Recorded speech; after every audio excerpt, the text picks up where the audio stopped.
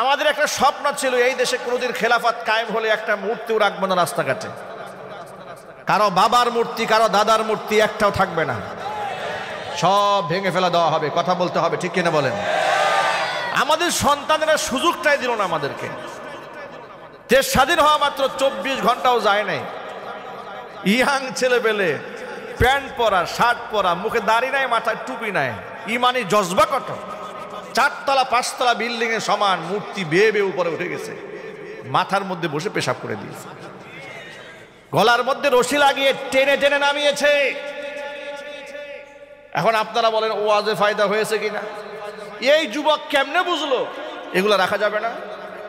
ওদের কাছে জিব্রাইল আসে নাই, ওদের কাছে তো ফেরেশতা আসে নাই। এই বাণী পৌঁছালো কারা? এই বাণীর আলেমরা পৌঁছেছে। আলেমরা জেল জরিমানা হুমকি ধামকি সব কিছু সহ্য করেছে, কিন্তু কোরআনের প্রচার তারা বন্ধ করে নাই। বিনিময়ে জাতিকে সচেতন করতে সক্ষম হয়েছে।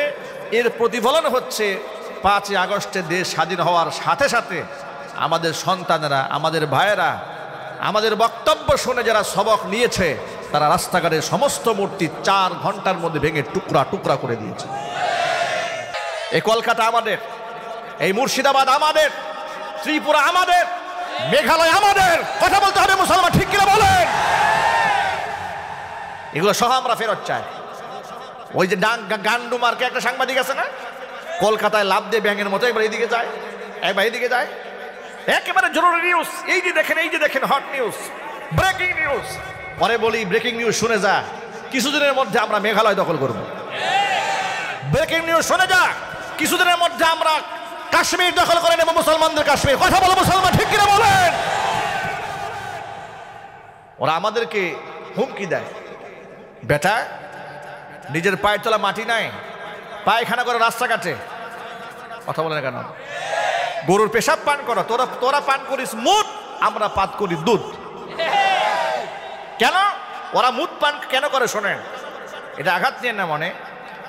ওরা আল্লাহর সাথে শিরিক করে, স্রষ্টার সাথে নাফরমানি করে, আর স্রষ্টা ওদেরকে দুধ খাওয়াবে, তা তো হতে পারে।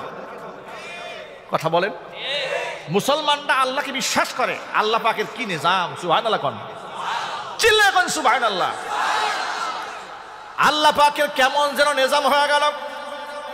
ও মুসলমানেরা, তোরা ইবাদত করিস আমি আল্লাহ, তোদের খাওয়াবো গরুর দুধ। ওরা ইবাদত করে মূর্তির, ওদের খাওয়াবো গরুর মুত। কথা বলেন, ঠিক না বলেন? ওরা আমাদেরকে নসিহত খয়রাত করে। আরে যারা রাস্তাঘাটে পায়খানা করো, ট্রেনের বগির মধ্যে গিয়ে পায়খানা করো, ওপেন নারী পুরুষ, ওদের তো এখনো পর্যন্ত 30% লোকের বাথরুমই নাই। ওরা আমাদেরকে নসিহত করে। ভাইরা আমার, যে কথা বলতে গিয়ে কথা লম্বা হয়ে যাচ্ছে, একটু মাথা খাটান, একটু চিন্তা করেন আমাদের দেশটা নিয়ে। এদেশে 90 থেকে 95% মুসলমান বসবাস করে। এদেশের সংবিধানে কোনো প্রকার শিরিক থাকা যাবে না, রাষ্ট্রীয় আইনে কোনো প্রকার শিরিক রাখা যাবে না। এদেশের নীতি নির্ধারক যারা আছেন, ক্ষমতায় যারা আছেন, কিংবা ভবিষ্যতে যারা যাবেন, তারা ইসলামকে সম্মান দিয়ে, কোরআনে কারিমকে সম্মান দিয়েই ক্ষমতায় যেতে হবে, ক্ষমতায় থাকতে হবে। ও যুবক ভাইয়েরা আমার, আপনারা ঐক্যবদ্ধ হয়ে যান। ইসলামে যুবকদের ব্যাপক সম্মান রয়েছে, ইসলামে যুবকদের অনেক সম্মান রয়েছে। যুবকরা ইসলামের জন্য যা করেছে, অনেক বুড়া মানুষ তা করতে পারে নাই। সুবহানাল্লাহ কোন, আল্লাহু আকবার বলেন। ভারতের নরেন্দ্র মোদীকে ভয় পাওয়ার কোনো কারণ নাই।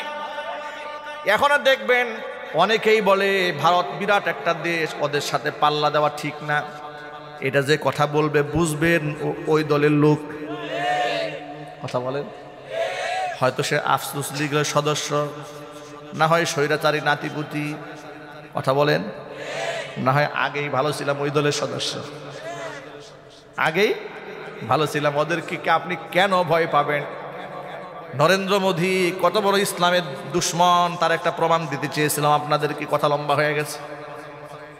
এত বড় মুসলিম বিদ্বেষী, সেখানে সে হিন্দুয়ানি রাজনীতি করে বারবার ক্ষমতায় টিকে থাকার চেষ্টা করেছে। মুসলমানদেরকে নিধন করেছে, মুসলমানদের হত্যা করেছে, মুসলমানদের জবাই করেছে। এমনকি তাদের নির্দেশে বাংলাদেশের আমাদের কলেজার টুকরা মুসলিম অ্যাডভোকেট সাইফুল ইসলাম, সাইফুল ইসলাম আলিফ, তাকেও আদালত প্রাঙ্গণে তাদের পালিত কুকুরদের মাধ্যমে তাকে জবাই করা হয়েছে। তারা একটা দাঙ্গা বাজাবার চেষ্টা করছে। তাহলে সেই ইসলামের অনেক বন্ধু নাকি? কথা বলেন, একটু জোরে বলেন, বন্ধু না শত্রু? আর এটা বুঝতে আমাদের এত সময় লাগে কেন, আমি তো সেটা বুঝি না। ওরা যে মুশরিকরা যে আমাদের শত্রু, এটা বুঝতে আমাদের এত সময় লাগার তো কথা নয়। যদি আমি কোরআন পড়ি, আমার বন্ধুকে, শত্রুকে, আমার আপনকে, আমার পরকে, সে তো কোরআনে লেখা আছে না? লেখা নাই? কোরআন থেকে প্রমাণ দেই, শোনেন। আল্লাহ রাব্বুল আলামিন বলেছেন 6 নম্বর পারার একেবারে 20 নম্বর পৃষ্ঠার হিফজুল কোরআন কারীমের একেবারে 20 নম্বর পৃষ্ঠার মধ্যে আল্লাহ পাক শেষ আয়াতে বলেন, সূরা মাঈদাতে আল্লাহ ঘোষণা করেছেন, লাতাজিদান্না আশাদ্দান নাসি আদাওয়াতাল লিল্লাযীনা আমানুল ইয়াহুদা ওয়াল্লাযীনা আশরাকু।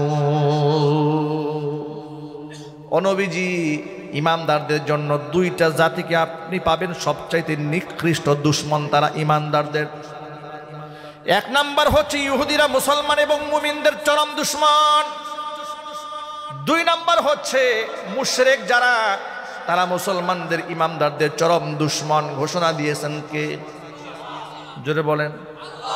আল্লাহ বললেন মুশরিকরা কোনোদিন মুসলমানদের আপন হতে পারে না। আর এই দেশের ওই সমস্ত দালাল, ওই সমস্ত পাঁচাটা গোলামেরা কিছুদিন আগেও ওরা স্বৈরাচারের আমলে বুক ফুলিয়ে মিডিয়ার সামনে বলেছে ভারতের সাথে আমাদের স্বামী স্ত্রীর সম্পর্ক। স্বামী কে আর স্ত্রী কে? কথা বলে না কেন? বলে আমাদের উন্নয়ন ভারতের উন্নয়ন, ভারতের উন্নয়ন আমাদের উন্নয়ন। এ কথা বলে নাই? একটু জোরে বলেন। বলে নাই? কেন বলেছে জানেন? কারণ ওরা যে ওদের কাছে বিবাহ বসছিল। কথা বলেন। হাজার হলেও তারা স্বামীকে অসন্তুষ্ট করতে পারে না, এই জন্য বিপদের দিনে স্বামীর পায়ে গিয়ে আশ্রয় নিছে। কথা বলে না কেন ভাই? সারা জীবন আমাদেরকে বলেছে পাকিস্তানের গোলাম নাকি আমরা নাকি স্বাধীনতার দুশমন, পাকিস্তানের ধূসর, পাকিস্তানের পেটাত্তা। আচ্ছা, আপনারা বলে এই দেশে আলেম ওলামা জেল খেটেছে, জরিমানা দিয়েছে, ফাঁসির মঞ্চে পর্যন্ত উঠেছে, কোনো একজন আলেম পাকিস্তান আশ্রয় নিয়েছে? তাহলে কি বোঝা গেল? আলেমরা পাকিস্তানের দালাল? আরো জোরে বলুন। কিন্তু যারা আমাদেরকে পাকিস্তানের দালাল বলেছে, ওরা যে মোদির গোলাম, এটা তো প্রমাণিত। চিল্লা বলেন, ঠিক কিনা বলেন? ওরা কার গোলাম? আরো জোরে বলেন। আমরা কার গোলাম? আমরা আল্লাহর গোলাম, আর ওরা মোদির গোলাম। কসম আল্লাহর গোলামের কাছে মোদির গোলামেরা পরাজিত হয়েছে। আর মোদির গোলামদেরকে বাংলার মাটিতে আর আসতে দেওয়া হবে না। রাজি আছেন কারা কারা? দুহাত দেখতে চায়।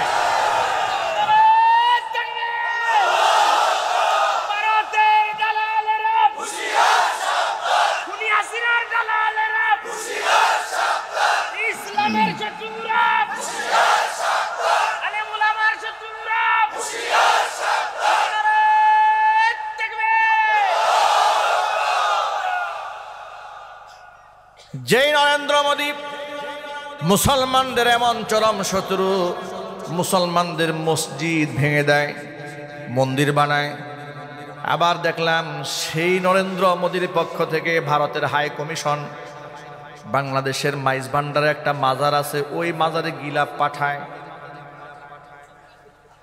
চিন্তা করছেন অবস্থাটা? যাদের দেশে মসজিদ ভেঙে মন্দির বানায়, ওরা আবার আমাদের দেশের ধর্মের প্রতি মোহাব্বত দেখাইতে গিয়া মাইজ ভান্ডারের দরবার শরীফে মাজারে গিলাপ পাঠায়। মানেটা কি জানেন? আল কুফরু মিল্লাতুন ওয়াহিদা, পৃথিবীর সব কাফেররা একদলভুক্ত। নরেন্দ্র মোদী এবং ওদের রেসপন্সার নাতিপুতিরা বুঝতে সক্ষম হয়েছে যে আমাদের মধ্যে আর মাজার পূজারীদের মধ্যে কোনো পার্থক্য নাই। আমরা একই গোয়ালের গরু, ঠিক কিনা বলে? মন্দিরেও শিরিক হয়, মাজারেও কি হয়? শিরিক হয়। মনে রাখবেন মুসলমানেরা, শিরিক বড় ভয়াবহ গুনাহ। মাজারে সেজদা দেওয়া হারাম, মাজারের সাহায্য চাওয়া হারাম, এখান থেকে তাওয়াজ্জু চাওয়া হারাম। তাওয়াজ্জু নেবেন আল্লাহর দিকে, যে তাওয়াজ্জু হযরত ইব্রাহিম আলাইহিস সালাতু ওয়াস সালাম নিজে বলেছিলেন, ইন্নী ওয়াজ্জাহাতু ওয়াজহিয়া লিল্লাযী ফাতারাস সামাওয়াতি ওয়াল আরদা হানিফাও ওয়া মা আনা মিনাল মুশরিকিন। জাতির পিতা ইব্রাহিম আলাইহিস সালাতু ওয়াস সালাম বললেন, ইন্নী ওয়াজ্জাহাতু, আমি আমার তাওয়াজ্জু ঘুরাই নিলাম, আমি আমার চেহারাটাকে ঘুরাই নিলাম, ফিরাই দিলাম ওই স্রষ্টার দিকে, ওই আল্লাহর দিকে, যিনি ফাতারাস সামাওয়াতি ওয়াল আরদ, যিনি আসমান এবং জমিন সৃষ্টি করেছেন। একনিষ্ঠতার সাথে আমি আমার তাওয়াজ্জু দিলাম আল্লাহর দিকে। আর মাজারপন্থীরা বলে বাবা কবর থেকে তাওয়াজ্জু দেয় আমাদের দিকে। ঘৃণার সাথে কন্যা নাউজুবিল্লাহ। এমন হাজারো প্রমাণ আমাদের হাতে আছে না নাই? ওই যে ভণ্ডা মাজার পূজারী চট্টগ্রামের জাহাঙ্গীর, দরবারে জাঙ্গিয়া নামে পরিচিত, সে একবার চলে গেল মাইজ ভান্ডারের দরবারে পরীক্ষার্থীদেরকে সাথে নিয়ে, এসএসসি পরীক্ষার্থীদেরকে সাথে নিয়ে কবরের সামনে গিয়া বলে, বাবা আমাদের সালাম গ্রহণ করেন, আপনার কদমে আমাদের সালাম। এই যে শিক্ষার্থীরা আসছে, ওরা পরীক্ষা দেবে, ওদের ভুল ত্রুটি ক্ষমা করে এদেরকে পরীক্ষার মধ্যে তুমি কামিয়াব করে দিও। পরীক্ষার কামিয়াবির জন্য গিয়েছে মাজারে, মাজারওয়ালার কাছে সাহায্য চাচ্ছে, মাজারে শুয়ে থাকা ব্যক্তি যেন, মরা ব্যক্তি যেন এদেরকে পরীক্ষায় পাশ করাইয়া দেয়। এই কাজ যে করেছে, এই কথা যে বলেছে, ওরে সুন্নি তো ভালো, ওরা কি মুসলমান বলার কোনো সুযোগ আছে? চিৎকার দিয়া বলেন আছে? ওরা বাপ মাকেও এত বড় সম্মান করে না যে সম্মান পীর সাহেবরে করে, ঠিক কিনা বলেন? পীরের বাড়িতে গরু নিয়ে দৌড় দেয়, উরসে ছাগল নিয়ে দৌড়। আমার এক মুসল্লি আমার কাছে আসছে, হুজুর আমরা খুব গরিব মানুষ, খেত খামারে কাজ করে আমার বাবা, গোয়ালের সবচেয়ে বড় গরুটা প্রত্যেক বছর আট্রসির দরবারে নিয়ে যায়, সংসার চলে না আমাদের, কিন্তু এরে কি পাগল করছে এই দরবার থেকে, সে প্রতি বছর গরু নিয়ে যায় কিন্তু নামাজ পড়ে না। কি পড়ে না? নামাজ পড়ে না। জিজ্ঞেস করলে বলে দেখানো নামাজ আমরা পড়ি না। জিজ্ঞেস করলে কি বলে? দেখানো নামাজ পড়ি না। ওরা আধ্যাত্মিক নামাজ পড়ে। ভণ্ডামির একটা সীমা থাকা উচিত, একটা মাত্রা থাকা উচিত, কথা বলতে হবে, ঠিক কিনা? আমার কিছু লোকজন সেখানে গেছিল, মানে পরিচিত, আমার কাছে এসে গল্প বললো। আমি বললাম গেলেন কেন ওখানে? বলে হুজুর দেখতে গেছিলাম করে কি। আমি কি করে একটু বর্ণনা শোনান। বলে বর্ণনার মধ্যে বর্ণনা হচ্ছে নামাজের সময় মসজিদে ঢুকছি, সেখানে নারী পুরুষ অনেক তবকার মানুষ আছে, হিন্দুরাও আছে মাজারে, হিন্দুরা সহ গেছে, বৌদ্ধরা গেছে, খ্রিস্টানরা গেছে, নানান ধর্মের লোক গেছে মাজারে। মানে তারা বিশ্বাস করে নিয়েছে যে হিন্দু হোক, বৌদ্ধ হোক, খ্রিস্টান হোক, বাবার দরবারে গেলেই মুক্তি। এরপর ঢুকলো মসজিদে, নামাজের সময় হলো, সালাম ফিরাচ্ছে। সালাম ফিরাবার পরে সবাই যখন দোয়া করবে, দোয়া করার জন্য সবগুলা কেবলা দিক থেকে মুখ ফিরাই নিয়ে কবরের দিকে রুখ করছে। মানে পীর সাহেবের কবর যেখানে, সেদিকে রুখ করেছে। মানে তাদের চিন্তা চেতনা হলো এতক্ষণ পর্যন্ত তাকে সেজদা দিয়েছি, তার কাছে চাইলে কোনো ফায়দা নাই। সেজদা দিয়েছি একজনকে, চাওয়ার জন্য রুখ করেছে মাজারের দিকে। কসম আল্লাহ, এই সেজদার 4 পয়সা মূল্য আল্লাহর কাছে নাই, ঠিক কিনা বলেন? হারাম। আপনাদেরকে বলি, একটুখানি মুসলমানের মতো জবাব দেবেন। এই পৃথিবীর কোন পীরের দোয়া 100% কবুল হবে এমন কোন গ্যারান্টি আছে? কোন হুজুরের দোয়া কবুল হবে 100% গ্যারান্টি আছে? কোন আলেমের দোয়া কবুল হবে 100% গ্যারান্টি আছে? কিন্তু নবী করিম সাল্লাল্লাহু আলাইহি সাল্লাম বলেছেন, পিতা মাতার দোয়া করতে দেরি হয়, কবুল হতে দেরি হয় না। সেই বাবা মার প্রতি আজকে মুসলমানদের দেশে এত বেশি অবহেলা, দুঃখ লাগে মনে, কষ্ট লাগে মনে। মা বাবার প্রতি মানুষ এহেন আচরণ কিভাবে করে, এমন নিকৃষ্ট ঘৃণ্য আচরণ কি করে করে। গতকালকেও রিপোর্টে দেখলাম, সন্তানেরা বৃদ্ধ বাবাকে প্যারালাইজড হয়ে গেছে, রাস্তায় ফেলে পালায়ে গেছে। সন্তানেরা কি করে পারে বাবা মাকে বৃদ্ধ বয়সে অবহেলা করতে, এটা আমার মাথায় আসে না। অথচ যে মুসলমানকে শিক্ষা দেওয়া হয়েছে, রিদাল্লাহি ফি রিদাল ওয়ালিদাইন ওয়া সাখাতুল্লাহি ফি সাখাতিল ওয়ালিদাইনি।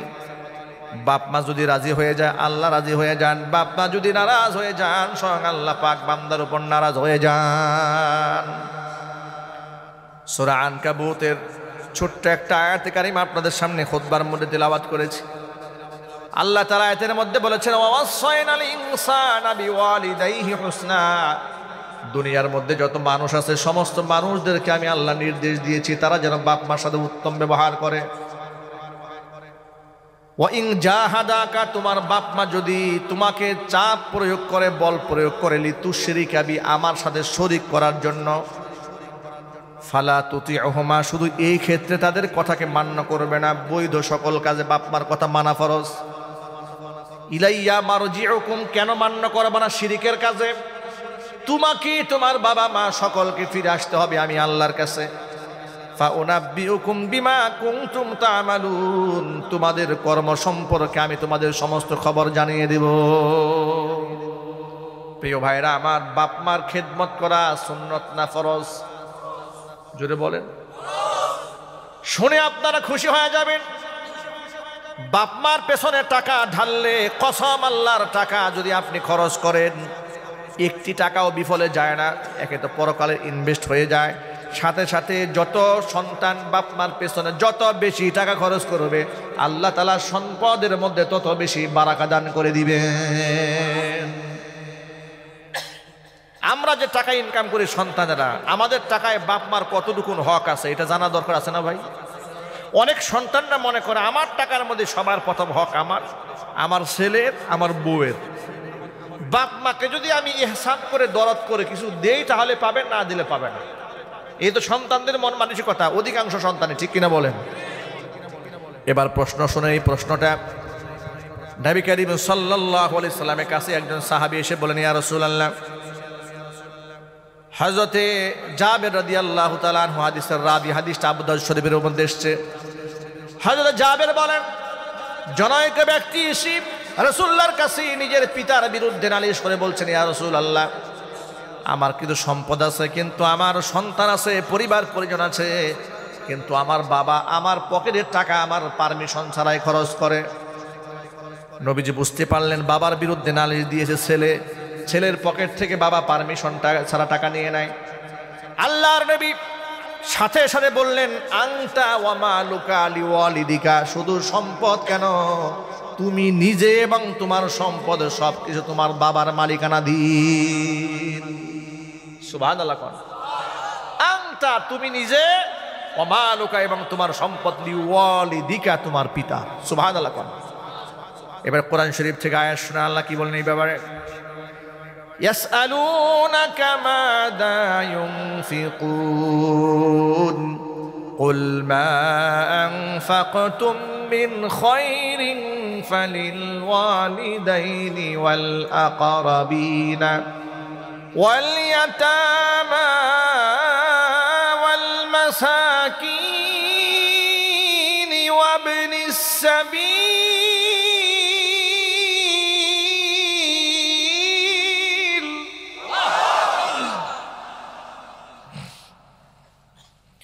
وما تفعلوا من خير فإن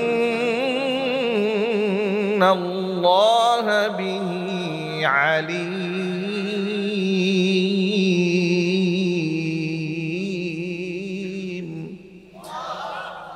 আল্লাহ পাক বলেন, ইয়াসআলুনাকা মাযা ইউনফিকুন, নবীজি ওরা জানতে চায় তারা কি খরচ করবে, আপনি বলে দিন, কুল মা আনফাকতুম মিন খায়রিন, তোমরা উত্তম হালাল যা কিছুই খরচ করো না কেন, ফালিল ওয়ালিদাইনি, সবার আগে খরচ করবে বাবা মার পেছনে, ওয়াল ইয়াতামা, এতিমদের পেছনে, ওয়াল আকরাবিন, নিকটাত্মীয়দের পেছনে খরচ করবে।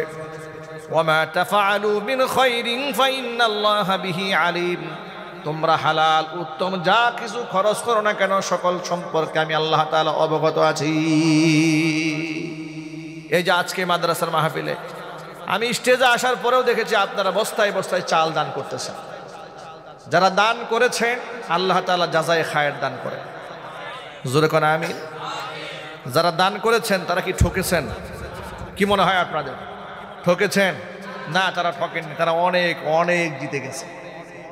নবী করিম সাল্লাল্লাহু আলাইহি ওয়াসাল্লাম বলেছেন, আস-সাই আলাল আরমিলাতি ওয়াল মিসকিন, যারা বিধবাকে সাহায্যের জন্য চেষ্টা করে, বিধবা নারী, আর আরমিলা মানে বিধবা যার স্বামী হারিয়ে ফেলেছে, ওয়াল মিসকিন দরিদ্র অসহায়, তাদেরকে যারা সহযোগিতা করে, তাদের কত মর্যাদা তোমরা কি জানো? যারা দরিদ্র অসহায় মিসকিনকে সাহায্য করে, বিধবাকে যারা সাহায্য করে, আল্লাহর হাবিব বলেন কাল মুজাহিদি ফি সাবিলিল্লাহ, আল্লাহর পথে জিহাদ করে মুজাহিদ যে সওয়াব পায়, দানকারী ব্যক্তির আমলনামার মধ্যে আল্লাহ তাআলা মুজাহিদের সওয়াব লিখে দেন। ওয়াকাস সাইমি লা ইফতির ওয়াকাল কাইমি লা ইফতুর, আল্লাহর নবী সাল্লাল্লাহু আলাইহি ওয়াসাল্লাম বলেছেন, প্রতিনিয়ত তাহাজ্জুদের নামাজ পড়ে তাহাজ্জুদ গুজারে যে সওয়াব পায়, এতিমার বিধবা মিসকিনকে সাহায্য করলে আল্লাহ তাআলা কন্টিনিউ তাহাজ্জুদের সওয়াব আমলনামায় দান করে দেন। প্রতিনিয়ত নফল নামাজ পড়লে যে সওয়াব পায়, ব্যক্তি এতিম মিসকিনকে সাহায্য করলে আল্লাহ তাআলা কন্টিনিউ ব্যক্তির আমলনামার মধ্যে নফল রোজার সওয়াব লিখে দেন। জোরে কোন সুবহানাল্লাহ। সুতরাং আল্লাহ তাআলা যাদেরকে সামর্থ্য দিয়েছে, সুযোগ দিয়েছে, ওসাআত দিয়েছে, ধরাঢ্যতা দিয়েছে, আল্লাহ তাআলা যাদেরকে এতটুকু সম্পদ দান করেছেন যে আপনি অন্যকে সহযোগিতা করতে পারেন, আপনি মাদ্রাসার পেছনে ব্যয় করবেন, এতিমদের পেছনে ঢালবেন, মাজারে টাকা দেবেন না। কথা বলতে হবে। মাজারে শুয়ে থাকা ব্যক্তির উপর টাকা দিয়ে আপনার ফায়দা কি? গুলাব শাহ মাজারে গুলিস্তানের মোড়ে যখন আমরা আসি, সব সময় দেখি টাকার বস্তা পড়ে আছে উপরে। এই লোকগুলো চিন্তাও করে না যে টাকার বস্তা মাজারের উপরে ঢাললাম, এই টাকাটা যায় কোথায়, টাকাটা নিচ্ছে কে? কথা বলেন, ঠিক কিনা বলেন? আপনারা বলেন, টাকা কি মুর্দা মানুষের দরকার না জিন্দা মানুষের? জীবিত মানুষ আপনার কাছে হাত বাড়িয়েছে, টাকা দিলেন না, মরা মানুষ শুয়ে আছে তার উপরে টাকা দিলেন। কথা বলেন না আপনারা? বলেন, এটা একটা গাদ্দারি করা হয়েছে। ধর্ম নিরপেক্ষতা একটা কুফরি মতবাদ। এই কুফরি মতবাদ মুসলমানদের দেশে চলতে পারে না। কথা বলতে হবে মুসলমান, ঠিক কিনা বলেন? সংবিধান নতুন করে রচনা করা হবে, কোন প্রকার শিরিক তার মধ্যে থাকা যাবে না। বাংলাদেশ জামাত ইসলামীকে নিয়ে আলেম ওলামাদের হাজার মতবাদ আছে, ইখতিলাফ আছে, মুনাজারা আছে, মুনাকাশা আছে, আকীদাগত ত্রুটি বিচ্যুতি আছে বলে ইখতিলাফ আলেমদের মধ্যে আছে, দ্বিমত আছে। কিন্তু জামাতকে বাংলাদেশের রাজনৈতিক ময়দান থেকে সরায় দেওয়ার জন্য, তাদের নিবন্ধন বাতিল করার জন্য যে হাতিয়ার গ্রহণ করেছিল স্বৈরাচারীরা, আপনারা অনেকে জানেন না। তারা বলেছিল ওদের সংবিধান হচ্ছে রাষ্ট্রদ্রোহিতা, সংবিধানের সাথে মিলে না। কেন? জামাতের সংবিধানের মধ্যে লেখা আছে সমস্ত সার্বভৌমত্বর মালিক একমাত্র আল্লাহ রব্বুল আলামিন। এই কথা লেখার কারণে ওদের সংবিধান বাতিল করা হয়েছিল। এই ইতিহাসটা আপনারা অনেকে জানেন না। কথা বলতে হবে তো। আমার প্রশ্ন হচ্ছে, এই সংবিধান তো জামাতের না, সার্বভৌমত্ব ক্ষমতার মালিক এই সংবিধান জামাতের হবে কেন? এই সংবিধান তো সকল মুসলমানের।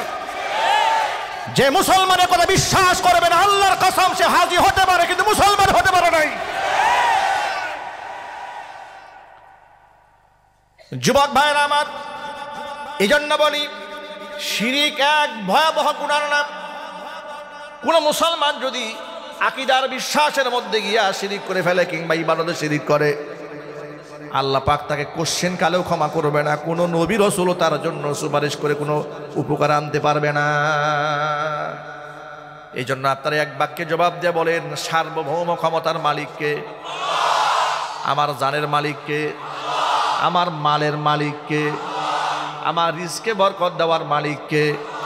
আমার ব্যবসায় বরকত দেওয়ার মালিককে? আমাকে ছেলে দেওয়ার মালিককে? মেয়ে দেওয়ার মালিককে? আমাকে সন্তান দেওয়ার মালিককে? সন্তান উঠায় নেওয়ার ক্ষমতা কার হাতে? ক্ষমতা দেওয়ার মালিককে? ক্ষমতা ছিনায় নেওয়ার মালিককে? এই কথাগুলো শুধু মুখে বললে হবে না, এমনভাবে অন্তরের মধ্যে গাঁথতে হবে আমাকে যদি জবাই করা হয় এই আকীদা বিশ্বাস থেকে সরানো যাবে না। কালিমার বিশ্বাসটা এমনই হওয়া উচিত। কোনো মুসলমান মৌলবাদী না হয়ে পারে না। ইসলামের আদর্শকে যদি আপনি মজবুতভাবে ধারণ করেন তাহলে আমাদেরকে বলা হয় কট্টরপন্থী, ঠিক না? বলা হয় মৌলবাদী। আচ্ছা আপনি বলেন তো, নবী করিম সাল্লাল্লাহু আলাইহি ওয়াসাল্লাম যে বিধিনিষেধ দিয়েছেন, আল্লাহ পাক যে আহকামাত দিয়েছেন, এটা মজবুতভাবে আঁকড়ায় ধরার দরকার আছে না নাই? আপনি মজবুতভাবে আঁকড়ায় ধরলে আপনাকে বলবে মৌলবাদ, আপনি হবেন কট্টরপন্থী। আর আপনি যদি ডালে চালে খিচুড়ি বানায় দেন তাহলে আপনি হবেন আধুনিক মুসলমান, যেটা ইহুদিরা পছন্দ করে, খ্রিস্টানরাও পছন্দ করে। রাম আর বামরা তো মহা খুশি, কথা বলে না কেন? ওরা কত খুশি দেখেন যে ভারতের মোদী সরকার ইসলামরে খুব ভালোবাসে, আলেম ওলামাদেরকে খুব পছন্দ করে, ঠিক না ভাই? কি কিন্তু বুঝে শুনে জবাব দিয়ে অনেক পছন্দ করে। প্রত্যেক বছর উমরার ভিসা ফ্রি করে দিয়েছে না? কত বড় ইসলাম বিদ্বেষী আর কট্টরপন্থী আপনাদের আন্দাজও নাই, ধারণাও নাই। আমি আমার কাছে মোবাইল আছে, আমি এখন অন দ্য রেকর্ড ভিডিও দেখাতে পারবো আপনাদের কাছে। গত সপ্তাহে ওরা মসজিদের সামনে গিয়া ঢোল তবলা নিয়া এরপরে তারা সেখানে হিন্দুদের কীর্তন বাজানো শুরু করেছে মসজিদের সামনে।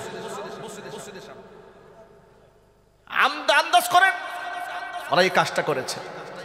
এমন কি ওরা মুসলমানদের 500 বছরের ঐতিহ্য বাবরি মসজিদটা ভেঙে দিয়ে ওরা মন্দির নির্মাণ করেছে। অসংখ্য রেকর্ড ইউটিউবে আপনারা ফেসবুক ঘাটলে দেখতে পারবেন। মুসলমানদের মুখের দাড়ি এরকম টেনে ধরে বলা হচ্ছে জয় শ্রীরাম বল। মুরব্বী মানুষের মুখে দাড়ি টেনে ধরে জয় শ্রীরাম স্লোগান দেওয়ানো হচ্ছে। ওরা আসে আমাদেরকে অসাম্প্রদায়িক চেতনা শিখাইতে। নিজের দেশের সংখ্যালঘুদের নিরাপত্তা দিতে ব্যর্থ হয়েছে, তারা মুসলিমদেরকে সেখানে নিরাপত্তা দিতে পারে নাই। ওরা আসছে আমাদের দেশের সবক শোনাইতে যে আপনার দেশের হিন্দুরা যেন খুব ভালো থাকে। আরে বেটা, আমরা যে হিন্দুদেরকে নিরাপত্তা দিয়েছি ওর আধা নিরাপত্তা মুসলমানদেরকে আগে দিয়ে দেখা। কথা একটু জুড়ে বলেন, ঠিক কিনা জুড়ে বলেন? আমরা এই দেশে হিন্দুদের যে ফ্যাসিলিটিস দিয়েছি, ওরা সংখ্যায় মাত্র 5%, সরকারি কোঠায় চাকরি করে 25%। খবর রাখেন আপনারা? আর ভারতে সেখানে 15% মুসলমানদের সংখ্যা, মানে তাদের জনসংখ্যার হারে আনুপাতিক হারে 15% মুসলমান। আমরা এই দেশে হিন্দু পেয়েছি কত পার্সেন্ট? 5%। চাকরি দিয়েছি 25%। ওরা মুসলমান পেয়েছে 15%, চাকরি দেয় না 0%। বিশেষ করে প্রশাসনিক ক্ষেত্রে কোনো মুসলমানকে চাকরি ওরা দেয় নাই।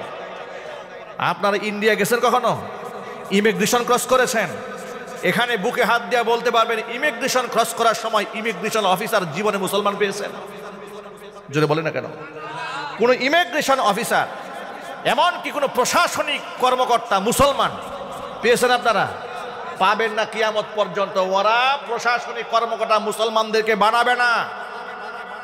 মুসলমান নাম থাকলে ওরা আর তাকে প্রশাসনিক কর্মকর্তা বানাবে না। তাহলে যাদের মধ্যে এমন পরিমাণ সাম্প্রদায়িকতা যাদেরকে চেপে ধরেছে, যারা মুসলমানদেরকে গিলে খেতে চায়, কবজা করে নিতে চায়, মুসলমানদের ঘর বাড়ি আগুন দিয়ে পুড়িয়ে দিতে চায়, প্রকাশ্যে প্রতিনিয়ত যাদের এমপিরা, মন্ত্রীরা, যাদের এমএলএরা প্রকাশ্যে মুসলমানদেরকে উচ্ছেদ করার হুমকি দেয় প্রতি সপ্তাহে সপ্তাহে, ওরা আমাদেরকে সবক শোনাতে চায় এই দেশের হিন্দু নিয়ে তারা নাকি খুব চিন্তায় আছে। আমাদের ভাষ্য বড় পরিষ্কার, এই দেশের হিন্দু নিয়ে তোমাদের চিন্তা করার কোনো দরকার নাই। তোমরা তোমাদের নিজেদের দেশের মুসলমানদেরকে নিরাপত্তা দিয়ে রাখো। আর এতেও যদি তোমাদের বরদাস্ত না হয় তাহলে মুসলমানদেরকে বের করে এখানে পাঠিয়ে দাও আর তোমাদের হিন্দু সব নিয়ে যাও। কথা বলে আমাদের মুসলমান ভাইদেরকে ফিরিয়ে দাও। এমন শুধু ভাইদেরকে না, আমাদের জায়গা জমি সহ ফেরত দিতে হবে। আমাদের কণ্ঠগুলাকে টুটিকে চেপে ধরার জন্য আমাদের নামে একাধিক মামলা দিয়েছে, আমাদেরকে বাড়িঘর ছাড়া করেছে, কিন্তু আমরা বাতিলের সাথে আতাত করিনি আর করব না ইনশাল্লাহ মৃত্যু পর্যন্ত। শহীদ হওয়া যাদের তামান্না থাকে, এ জাতিকে আপনি কি করে ভয় দেখাবেন? কথা বলেন। যারা মরার মধ্যে সুখ পায় তাদেরকে কিসের ভয় দেখাবেন আপনি? তাদেরকে আপনি কোনোদিন পরাজিত করতে পারবেন না। ও দেখেছেন না আমাদের পার্শ্ববর্তী দেশ ভারতের দাদা বাবারা আমাদের উপর কি খুদাই করতে চায়, দাদাগিরি করতে চায়, কিন্তু পাকিস্তানের সাথে দাদাগিরি করে না। পাকিস্তান সীমানায় যদি একটা মানুষ আহত করে ওরা 10টা লাশ ফেলে দেয় পাকিস্তানের মুসলমানের। কথা বলেন ঠিক কিনা জুড়ে বলেন। এই জন্য ওদের মাথা নষ্ট। পাকিস্তান সহ্য হয় না কি এমনি, ওরা যে মার খাই ইচ্ছা মতো পাকিস্তানের কাছে, এই জন্য পাকিস্তান ভালো লাগে না। আমাদেরকে সারা জীবন বোঝানো হয়েছে পাকিস্তান আমাদের শত্রু। কসম আল্লাহর, পাকিস্তান এদেশে মুসলমানদের শত্রু নয়, ওরাই আমাদের প্রকৃত বন্ধু। আর সারা জীবন বোঝানো হয়েছে ভারত আমাদের বন্ধু। আল্লাহর কসম, ইতিহাস সাক্ষী, দেশ স্বাধীন হওয়ার পর থেকে আজকের এই দিন পর্যন্ত ভারত বারবার প্রমাণ করেছে ওরা আমাদের পরীক্ষিত শত্রু, এরা আমাদের বন্ধু হতে পারে না। যারা আমাদেরকে কথায় কথায় হুমকি দেয় যে খাবার বন্ধ করে দেব, পানি বন্ধ করে দেব, এরা বন্ধু হতে পারে? আওয়াজ নাই কেন আপনাদের? নাকি আপনাদের মধ্যে কোনো ভয় আছে এখনো? স্বৈরাচারী নাতিপুতি কেউ আছে নাকি এখানে? থাকলেও ডোন্ট কেয়ার, এগুলো আমরা থাকা অবস্থায় কিছু মনে করি নাই, আর এখন থাকলে তো এগুলাকে আমরা গোনাই ধরি না। ঠিক কিনা জোরে বলেন। যারা আমাদেরকে কথায় কথায় পানি দিয়ে মারবে, খাবার বন্ধ করে দেবে, পেঁয়াজ দেবে না, এরপর আমাদের বর্ডারগুলোকে ব্লক করে দেবে, কদিন আগে বলেছে না, বর্ডার ব্লক করে দেবে। আর বেটা তোদের বর্ডার ব্লক করলে না খেয়ে তো মরবি তোরা। আমাদের দেশের রোগীরা ওই দেশে চিকিৎসা নেয় বিদায় তোদের হসপিটালগুলো চলে। আমরা 6 মাসে 90,000 কোটি টাকা তোদেরকে দিয়েছি, তোদের হসপিটাল চলে আমাদের টাকায়। আমরা যদি চিকিৎসা তোদের ওখানে না করি, থুতু যদি নিক্ষেপ না করি, এর থেকে উন্নত হসপিটাল পৃথিবীতে আছে, আমরা সেখানে গিয়ে চিকিৎসা গ্রহণ করব। কিন্তু তোদের মতো গোমূত্র পানকারী, গোবর দিয়া পবিত্রতা দেহ যারা মনে করে, ওই সমস্ত নিকৃষ্ট মানুষের কাছে আমরা ধর্ণা দেব না। ওরা আমাদেরকে ভয় দেখায়, ওরা আমাদেরকে ভয় দেখায়। আরে বেটা, আমাদের টাকা পয়সা ও দেশে না গেলে তোদেরকে গরুর মুখ খাইতে খাইতে তোর মরবি। কথা বলে না কেন? তখন আর আপনার খাসির কাবাব খেতে হবে না, রেজালা খাইতে হবে না, গরুর গোবর দিয়া কাবাব বানায় খাইতে হবে। এই জন্য বাড়াবাড়ি বেশি করো না। আল্লাহ রাব্বুল আলামিন আমাদেরকে বোঝার তৌফিক দান করেন। জাতিগতভাবে আমরা এক ছিলাম, আছি, ইনশাল্লাহ থাকবো। ইনশাল্লাহ বলেন। এক থাকার শক্তি, হিম্মত, সাহস কার কার আছে? দোহাত দেখতে চাই। যে কোনো মূল্যে এক থাকতে বল ইনশাআল্লাহ। আরো চিৎকার দিয়া বলুন না ইনশাআল্লাহ। ইব্রাহিম আলাইহিস সালাতু ওয়াস সালাম পারেন নাই তার পিতাকে হেদায়েতের উপর আনতে, তার আত্মীয় স্বজনকে তিনি পারেননি। তার আত্মীয় স্বজন তাকে মেরে ফেলতে চেয়েছে, অগ্নিকুণ্ডের মধ্যে তাকে ফেলে দিয়েছে। তিনি দেশান্তরিত হয়েছেন, তিনি হিজরত করেছেন। কিয়ামতের দিন ইব্রাহিম আলাইহিস সালাতু ওয়াস সালামের সাথে তার পিতা আজরের দেখা হবে। সুবহানাল্লাহ পড়েন। বুখারী শরীফের হাদিসে এসেছে, মুসলিম শরীফের হাদিসে আছে, ইয়ালকা ইব্রাহিমু আবাহু আযরা ইয়াউমাল কিয়ামা। ইব্রাহিম আলাইহিস সালাতু ওয়াস সালাম তার পিতা আজরের সাথে দেখা হবে হাসরের মাঠে। ওয়া আলা ওয়াজহি আযরা কাতারাতুন ওয়া গাবারাতুন। এমন অবস্থায় দেখা হবে যে আজরের চেহারা খুব ধুলোমলিন, বাবার চেহারা একেবারে ধুলা বালি ময়লা পড়ে আছে, খুব বিধ্বস্ত চেহারা। মানে এত মুসিবত, চতুর্দিকে তাকাচ্ছে, পেরেশান আর পেরেশান। ইব্রাহিম আলাইহিস সালাতু ওয়াস সালাম পিতা আজরকে ডেকে বলবি, আলাম আকুল লাকা লা তাসিনি। ও বাবা, আমি কি আপনাকে বলি নাই যে আপনি আমার কথার বাহিরে চলবেন না? কিয়ামতের ভয়াবহ অবস্থা দেখে পিতা আজর ইব্রাহিম আলাইহিস সালাতু ওয়াস সালামকে বলবেন, ফালিয়াউমা লা আসিক। ইব্রাহিম, আমি আজকের পর থেকে তোমার কথার বাহিরে আর যাব না। কি বলেন, ফায়দা হবে? ফায়দা হবে না। কিন্তু আল্লাহর নবী ইব্রাহিম খলিলুল্লাহ তিনি আশা ছাড়বেন না। আল্লাহকে ডেকে বলবেন, আল্লাহুম্মা ইন্নাকা ওয়া'আদতানি আল্লা তুখজিয়ানি ইয়াওমা ইউবাসুন।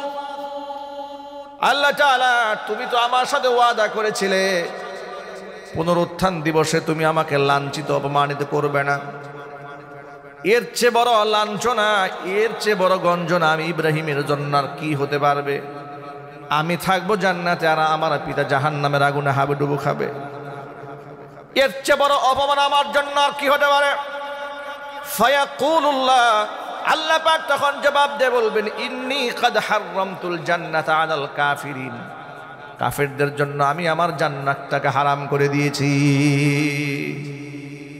আল্লাহ পাক যখন দেখবেন ইব্রাহিম আলাইহিস সালাতু ওয়াসসালামের তার পিতার প্রতি এখনো পর্যন্ত বিরাট মায়া, আল্লাহ তাআলা তার পিতাকে মুহূর্তের মধ্যে একটা নিকৃষ্ট জানোয়ারের রূপ দিয়ে হযরত ইব্রাহিম আলাইহিস সালামের দুই পায়ের মাঝখানে ফেলে দেবেন। এরপর আল্লাহ পাক বলবেন, ইব্রাহিম উনজুর ইলা মা বাইনা রিজলাইকা, তোমার দুই পায়ের মাঝখানে একটু তাকাও। তিনি তাকাবেন, ফাইদা হুয়া বিদিখুন মুলতাতিখুন, তাকায় দেখবেন নিকৃষ্ট একটা ঘৃণ্য জানোয়ার হয়ে তার দুই পায়ের মাঝখানে পড়ে আছে। ফায়ুখাযু বিকাওয়ামিহি ওয়া ইউলকা ফিন্নার, নবী ইব্রাহিমের সামনে তার পিতাকে নিকৃষ্ট জানোয়ার বানিয়ে তার পায়ের মধ্যে জাহান্নামের ফেরেশতারা ধরে টেনে হিঁচড়ে তাকে জাহান্নামের মধ্যে নিক্ষেপ করবে। ঘৃণার সাথে কন্যা আউযুবিল্লাহ। ভাইরা আমার, হেদায়েতের মালিক যদি আল্লাহর খোঁজের ইব্রাহিম আলাইহিস সালাতু ওয়াসসালাম হতেন, তাহলে তার পিতা আজও দুনিয়া থেকে মুশরিক অবস্থায় বিদায় নিতেন না।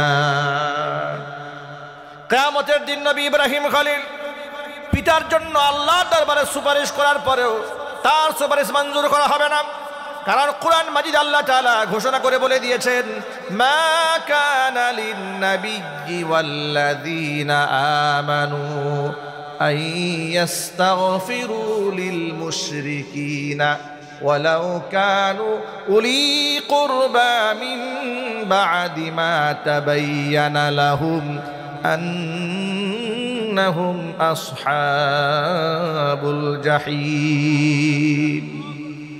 মা কানা লিন-নাবিয়্যি, কোন নবীর জন্য পারমিশন নাই। মা কানা লিন-নাবিয়্যি, কোন পৃথিবীর কোন নবী রাসূল কিয়ামতের দিন এই সুযোগ তার নাই, কোন ইমামদারদের এই সুযোগ দেওয়া হবে না যে আইয়াস্তাগফিরু লিল মুশরিকিন, তারা পৃথিবীর কোন মুশরিকদের জন্য আল্লাহর দরবারে সুপারিশ করবে, আল্লাহর দরবারে মাগফিরাত কামনা করবে, এই সুযোগ কারো নাই। ওয়ালাউ কানু উলি কুরবা, যদিও ওই সমস্ত মুশরিক ব্যক্তিরা তাদের নিকটতম আত্মীয় স্বজন হয় না কেন, মিন বা'দি মা তাবায়্যানা লাহুম আন্নাহুম আসহাবুল জাহিম, এ কথা পরিষ্কার হয়ে যাওয়ার পরে যে পৃথিবীর সমস্ত মুশরিকদের স্থান হচ্ছে জাহান্নাম, এক বাক্যে জবাব দিয়ে বলেন, মুশরিকদের স্থান কোথায়? আরো জোরে বলেন। এর মানে হলো শিরিক এমন ভয়াবহ গুনাহ, এই দুনিয়ার মধ্যে আপনি যত বড় গুনাহ করেন না কেন, যদি শিরিক যদি না থাকে, আল্লাহ যদি চান আপনাকে ক্ষমা করে দিতে পারেন, যাকে খুশি আল্লাহ ক্ষমা করে দেবেন। কোরআন মাজিদ আল্লাহ রাব্বুল আলামিন সূরা নিসার মধ্যে স্পষ্ট করে 5 নম্বর পারার হিফজ কোরআন মাজিদের 5 নম্বর পৃষ্ঠায় ঘোষণা করেছেন, ইন্নাল্লাহা লা ইয়াগফিরু আন ইউশরাকা বিহি ওয়া ইয়াগফিরু মা দুনা যালিকা লিমান ইয়াশা ওয়া মান ইউশরিক বিল্লাহি ফাকাদ ইফতারা ইসমান আযীমা। ইন্নাল্লাহা, নিশ্চয় আল্লাহ, লা ইয়াগফিরু, ক্ষমা করবেন না, আন ইউশরাকা বিহি, তার সাথে শরীক করার গুনাহ আল্লাহ কোশ্চিন কালেও ক্ষমা করবেন না। কে বলতেছেন জোরে বলেন তো? আল্লাহ বলেন, আল্লাহর সাথে অংশীদারিত্ব করার যে গুনাহ আছে, এই গুনাহ আল্লাহ কোশ্চিন কালেও ক্ষমা করবেন না। ওয়া ইয়াগফিরু মা দুনা যালিকা, শিরিক ছাড়া যত প্রকারের গুনাহ আছে, আল্লাহ যদি চান যাকে খুশি তাকে আল্লাহ তাআলা ক্ষমা করে দেবেন। কারণ হচ্ছে শিরিক এমন একটা অপবাদ, মাইয়ুশরিকি বিল্লাহ, যে ব্যক্তি আল্লাহর সাথে শরীক স্থাপন করলো, ফাকাদ ইফতারা ইসমান আযীমা, সেই ব্যক্তি আল্লাহর উপর মারাত্মক মিথ্যা অপবাদের বোঝা আরোপ করে দিল। যেখানে সমস্ত ক্ষমতার মালিক আল্লাহ তাআলা, সেখানে যদি সংবিধানের মধ্যে রচনা করে দেওয়া হয় সমস্ত ক্ষমতার মালিক হচ্ছে জনগণ, সার্বভৌমত্বের মালিক কে জোরে বলেন তো? আরো জোরে বলেন। যদি সংবিধানে লেখা থাকে সার্বভৌম ক্ষমতার মালিক হচ্ছে দেশের জনগণ, এই শিরকি বক্তব্য প্রত্যাহার করে কোরআন সুন্নাহর আলোকে ঈমানি বক্তব্য সংযোজন করতে হবে।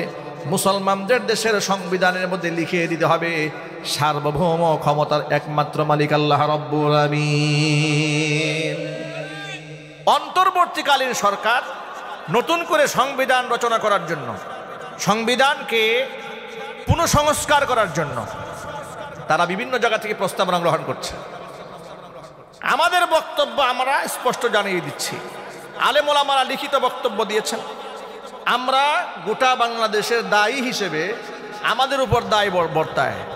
আমরা আমাদের আওয়াজের মধ্যে স্পষ্ট বলে দেই, 90 থেকে 95% মুসলিম অধ্যুষিত এই দেশে সংবিধানে এমন কোনো ধারা থাকতে পারবে না যে ধারা কোরআনে কারীম কিংবা নবী করিম সাল্লাল্লাহু আলাইহি ওয়াসাল্লামের হাদিসের খেলাফে চলে যায়। যে ধারাগুলো বিগত স্বৈরাচারীর আমলে হয়েছে, যে দেশ তাওহীদের উপর ভিত্তি করে আল্লাহ তাআলা স্বাধীন করে দিয়েছিলেন। বঙ্গবন্ধু ভাষণে কি বলেছিলেন? বলেছিলেন, রক্ত যখন দিয়েছি রক্ত আরো দেব, এ দেশকে মুক্ত করে ছাড়বো ইনশাআল্লাহ। এর মানে হচ্ছে দেখেন উনি কতটুকুন ভালো মানুষ, এটা নিয়ে আমার বিশ্লেষণের কোনো প্রয়োজন নেই। রাষ্ট্র স্বাধীন করতে গিয়ে উনি ইনশাআল্লাহর আশ্রয় নিয়েছিলেন। কথা জোরে বলে। এর মানে এই দেশটা স্বাধীন হয়েছে তাওহীদের উপর ভিত্তি করে। কিন্তু কত বড় নাফরমান, রাষ্ট্র স্বাধীন হওয়ার পরেই ৭২-এর সংবিধান রচনা করা হলো। ওই সংবিধানের মধ্যে সেই সব কুফুরি ধর্ম নিরপেক্ষতা ঢুকাই দেওয়া হলো। তাহলে আপনি যখন বলেছিলেন কবরে যিনি শুয়ে আছেন টাকার জন্য ফেরেশতাদের ঘা খাচ্ছে, এটা হয় মনে হয় নাকি আপনার কাছে? টাকাটা দিলেন কেন? আমি পার্সোনাল গাড়ি নেওয়ার আগে গাড়ি ভাড়া করে করে বিভিন্ন জেলায় যেতাম প্রোগ্রামে। এক ড্রাইভারকে নিয়েছি, যাচ্ছি গাজীপুর থেকে প্রোগ্রাম করে ময়মনসিংহের দিকে।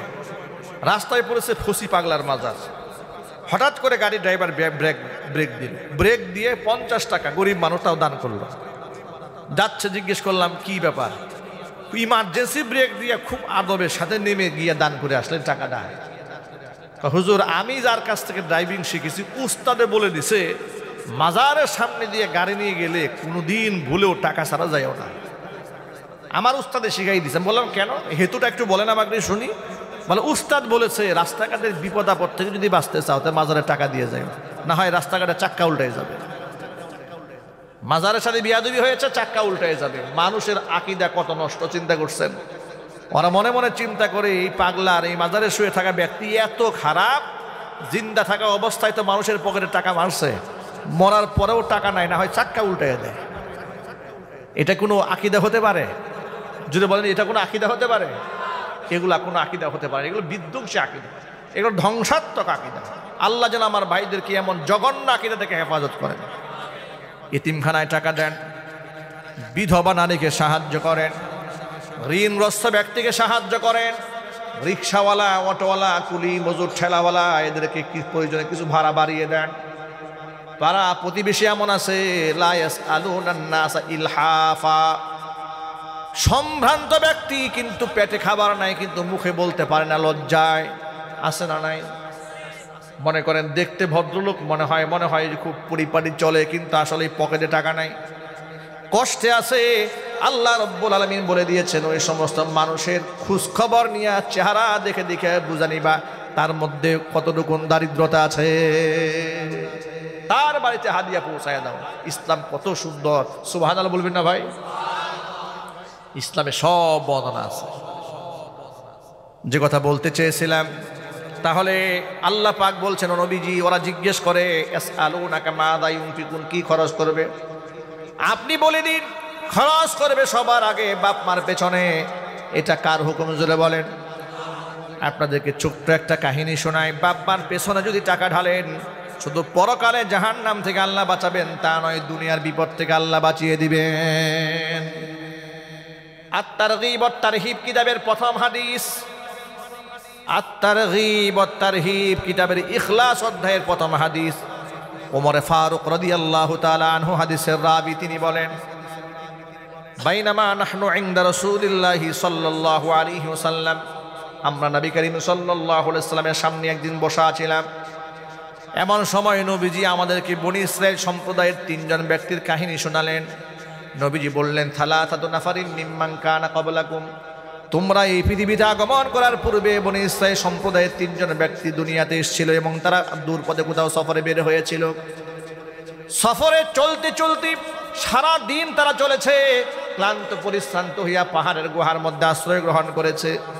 রাতের বেলায় প্রচণ্ড ঝড় হয়েছে, পাহাড়ের উপর থেকে বড় একটা পাথরের খণ্ড গড়াতে গড়াতে এসে গুহার মুখের মধ্যে এসে আটকায় গেছে। 3 জন ব্যক্তি পাহাড়ের গুহার মধ্যে আটকায় যাওয়ার পর মনে মনে চিন্তা ভাবনা করলেন, এমন জায়গার মধ্যে আমরা আটকা পড়ে গেছি, যদি আমরা এখানে মরে গলে পচে হাড্ডিসার হয়ে যায় এই দুনিয়ার কেউ জানবেও না, শুনবেও না।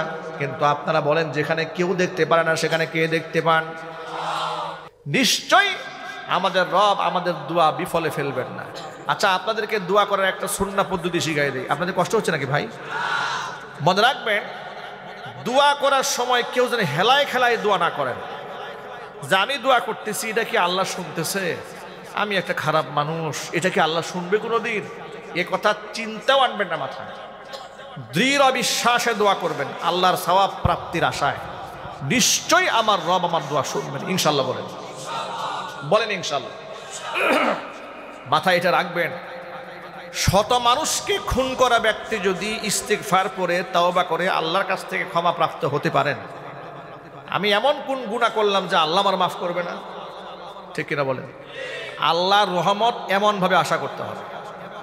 3 জন ব্যক্তি আল্লাহর উপর দৃঢ় বিশ্বাস রয়েছে। প্রথম ব্যক্তি আল্লাহর কাছে হাত তুলে বলছেন, রব্বুল আলামিন, আমার ঘরে বৃদ্ধা মা আছে, বৃদ্ধ বাবা আছে, আমি আমার বাপ মাকে সব সময় এত বেশি প্রাধান্য দেই, আমার বাবা মার মুখে খাবার তুলে দেওয়ার আগ পর্যন্ত আমি নিজেও খাবার খাই না, সন্তানদের মুখে খাবার তুলে দেই না।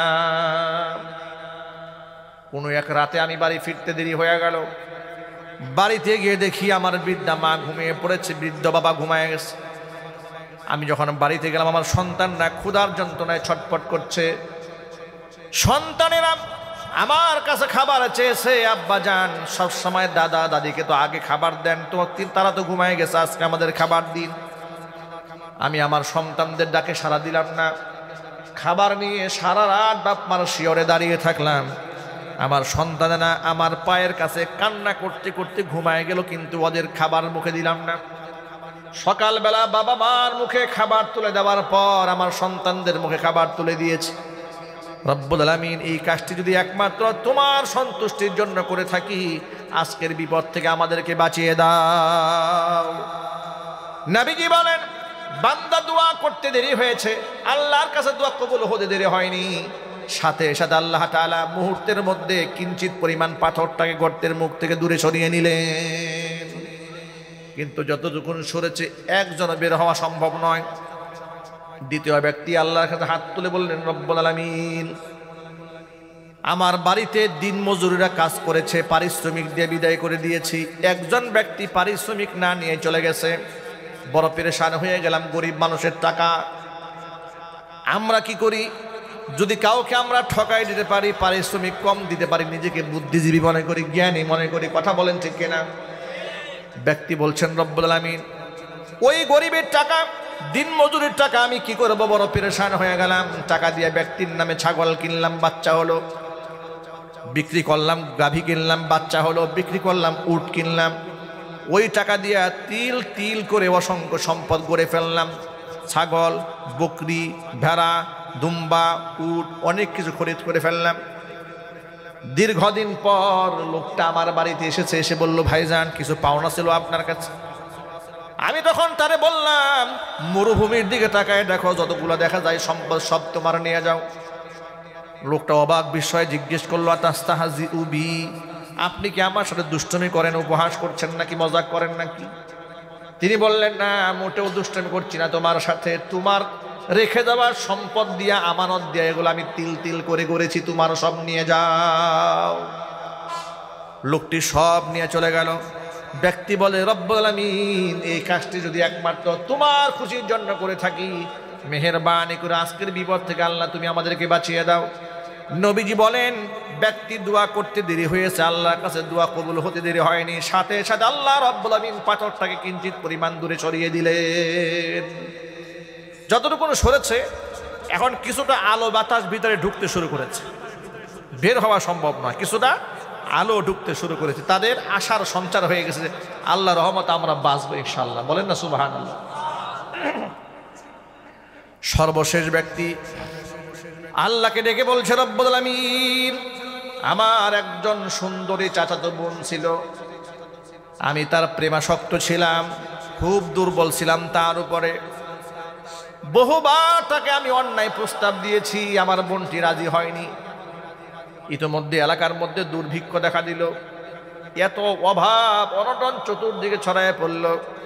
আমার সেই সুন্দরী বোনটা আমার কাছে সাহায্যের জন্য আসলো, এসে বলল, ভাইজান, বাড়ির সদস্যরা না খেয়ে আছে, আমাদেরকে একটু সাহায্য করেন।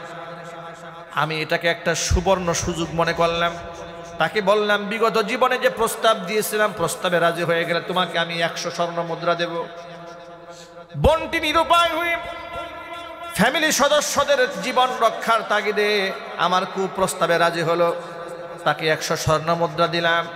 আমি যখন একাকিত্বে তার সান্নিধ্যে গেলাম, লোকটা বলছে, ইয়া রব্বুল আলামিন, আমি যখন একাকিত্বে তার সান্নিধ্যে গেলাম, ফাইদা জালাস্তু বাইনা রিজলাইহা, যখন তার উরুর মাঝখান থেকে আমি বসে গেছি, আমার বোনটি আমাকে ডেকে বলছেন, ইত্তাকিল্লাহ, আল্লাহকে ভয় করো, জাহান্নামের আগুনকে ভয় করো।